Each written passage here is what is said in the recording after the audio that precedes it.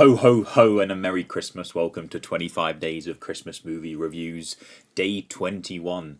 Now we're getting very, very close to the end of this, so if you've watched all throughout, I want to thank you very, very much.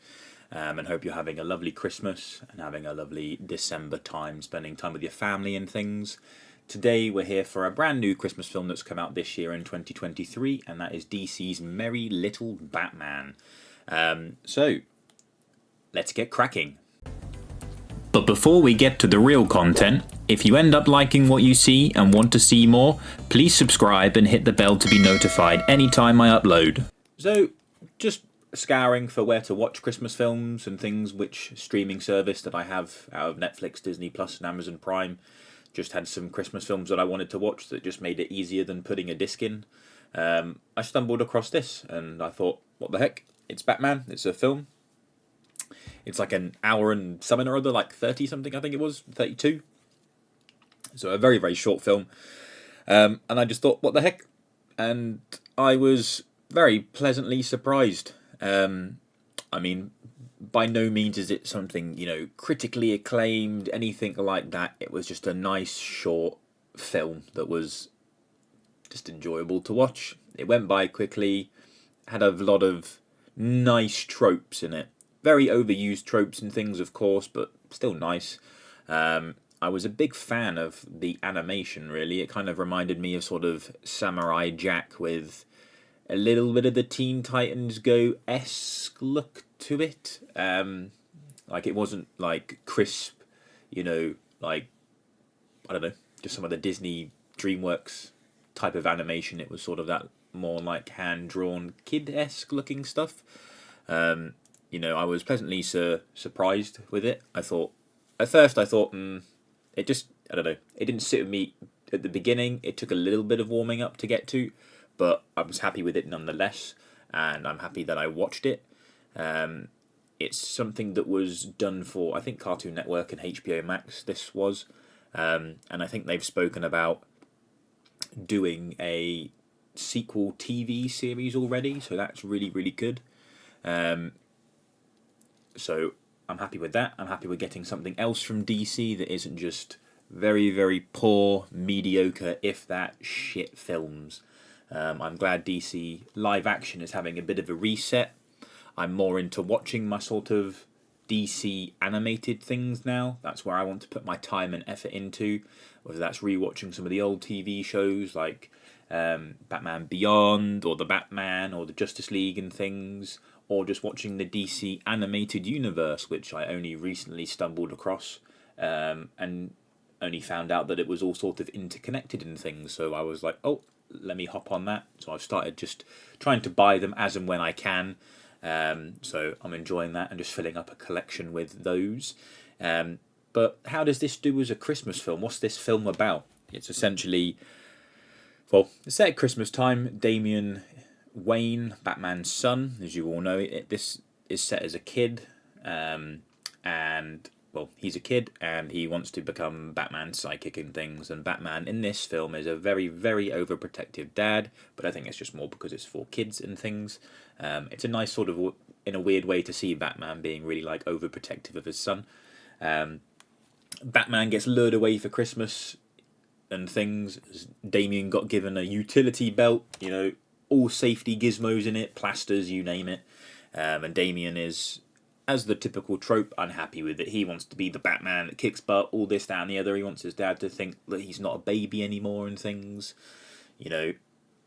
Batman gave his son like a big list of just emergency contacts, which was quite funny. He even had Commissioner Gordon, even though in this film, if Commissioner Gordon needs help with the city, he just calls Batman. So that was quite funny. But this is set in a world where, because he had Damian, with crime still about, he basically did some overtime. He basically got rid of all the crime in Gotham. Gotham became the safest city in the world, things like that, and all the super villains got retired. And they thankfully do make a resurgence in this film. We get to see Mr. Freeze, the Penguin, Poison Ivy, Bane, and the Joker. We did get to see the Riddler, at least from memory. I think it was just the Riddler. It might have been a few others, but I definitely remember the Riddler at the beginning, from when he was taking down the crime and whatnot. But prior to the Riddler, the others we got to see again in this. They made a resurgence. They were basically all old and things, and it was kind of cool to see just some of them as just old characters. Like the Penguin was in like a mobility scooter. Poison Ivy had grey hair. It was wrinkly. Joker just looked like an old man that put makeup on in like a care home, and Bane was all old and veiny rather than muscular veiny. So that was quite cool. I like that. I like that this film has some elements that not only, as it's I think a kids' film, it had some elements for the adults in. There were some sort of like horror-esque elements. There was some just like jokes that kind of were probably for the older people or older folks, as you say.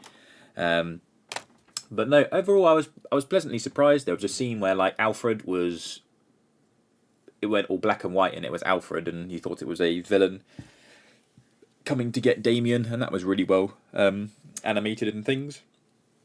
But essentially, Batman gets lured away, and Damien has to protect the house. It kind of becomes a Home Alone sort of story for a little bit. These two villains go to try rob all the houses at Christmas as part of Joker's plan to steal Christmas from everyone. Then Damien fights them and wards them off, but they stole his utility belt, and then it unravels to Joker having this plan to get Damien to just wreak havoc because he's a little menace, and just basically not only have them steal Christmas, but have Damien ruin Christmas. And he ends up ruining Christmas, and then Batman eventually turns back and he's like, "Oh, son, you know, I'll protect you, don't get involved, blah, blah, blah." And then he gets knocked out, and then Damien just starts kicking butt. He's like 1v4 or 5 in them. 4 in them probably at this point, because Mr. Freeze is out for the count. And then Batman wakes up and he's like, "Oh shit, he's got some rad ninja skills." And then they start fighting the crime together. And that's pretty cool. It's just a nice heartwarming moment of a typical trope where the father learns to be like, "Hey, my son can kind of hold his own and things, and whatnot." And they, do some cool combo moves together and things. And then eventually they just save Christmas for everyone, which is quite cool. They, deliver all the presents back and end up becoming like Santa, really, which, it's nice, things considered. It had a lot of elements where you could still see Damien was still a kid. He was going to Santa for help, still believes in Santa and things, and just, he went through a lot of emotions just figuring out like what it's like to be on his own.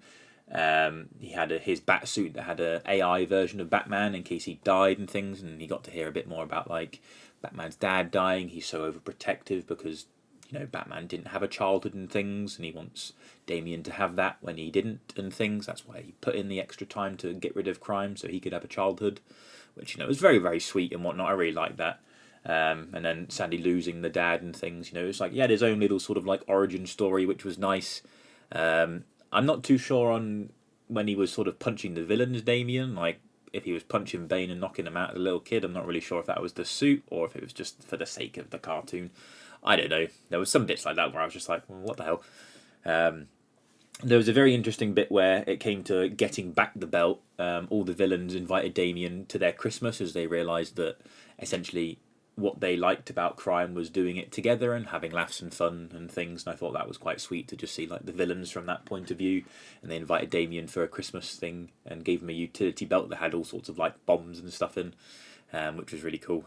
And then it was sort of Damien sort of being tied between the good and evil and having to sacrifice his belt, which was cool. And there was a funny scene that made me laugh where they were like, "Who decided to give the kid explosives?" And then they all raised their hands up and was just like, "Oh, well, that was a silly idea," and things. But no, it was, I enjoyed the film. I'm excited to hear about a TV series coming out. I like seeing animated DC stuff. I think animation has a lot of room for growth for DC, Marvel, you name it, anything really. I think in animation you can exceed imagination and expectations and the limitations of live action. So I always think animation is one of the ways to go compared to live action. But yeah, I'll leave it at that. Go watch this Merry Little Batman. Enjoy. Don't take it too seriously. It's all fun, but that's the part of watching and loving films. If you tuned into this, you can like this film, you can dislike this film. It doesn't matter. It's all part of the fun. But yeah, don't forget to like, comment, subscribe, all that good stuff. Tune into the next video for day 22 and continue having a Merry Christmas now. Cheers, bye-bye. Hey, thank you for watching the video.